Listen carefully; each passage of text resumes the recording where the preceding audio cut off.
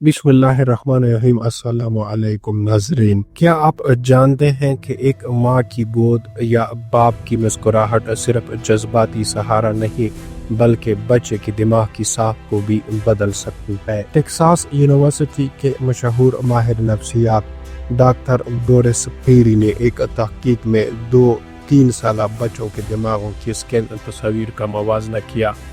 बज़ाहिर ये सिर्फ तस्वीर थी, लेकिन इनके पीछे 2 जिंदगियां, 2 तकदीरें छुपी थी।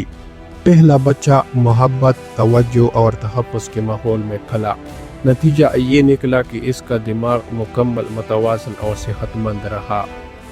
दूसरा बच्चा जज्बाती और नफ्सियाती तौर पर नज़रअंदाज किया गया।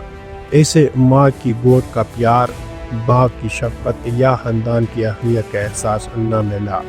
इसकी स्कैन रिपोर्ट में वाज़ेह देखा गया कि इसका दिमाग साइज में छोटा और दिमागी फलियात में कमी का शिकार था। ये फ़र्क सिर्फ दिमाग की साख्त में नहीं बल्कि ज़िंदगी के हर शोबे में होता है। मोहब्बत से परवरिश पाने वाला बच्चा ज़्यादा खुद-एतमाद, ज़हीन, बाअखलाक और मुतवाज़िन होता है, जबकि नज़रअंदाज होने वाला बच्चा ज़िंदगी भर के लिए कमज़ोरी, गुस्सा, डर या नफ्सियाती बीमारियों का शिकार रहता है।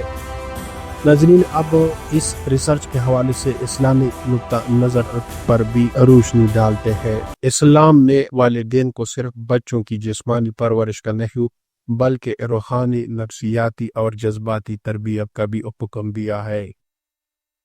रसूलुल्लाह सल्लल्लाहु अलैहि वसल्लम ने फरमाया, तिरमिज़ी की हदीस नंबर 4221, वो शख्स हम में से नहीं जो हमारे छोटों पर रहम न करे और हमारे बड़ों का एहतराम न करे। एक और मौका पर आप सल्लल्लाहु अलैहि वसल्लम ने बच्चे को चूमने पर इकरार करने वाले शख्स से फरमाया, जिसके दिल में रहम नहीं, अल्लाह इस पर रहम नहीं करता। ये सही बुखारी के 8997 हदीस है।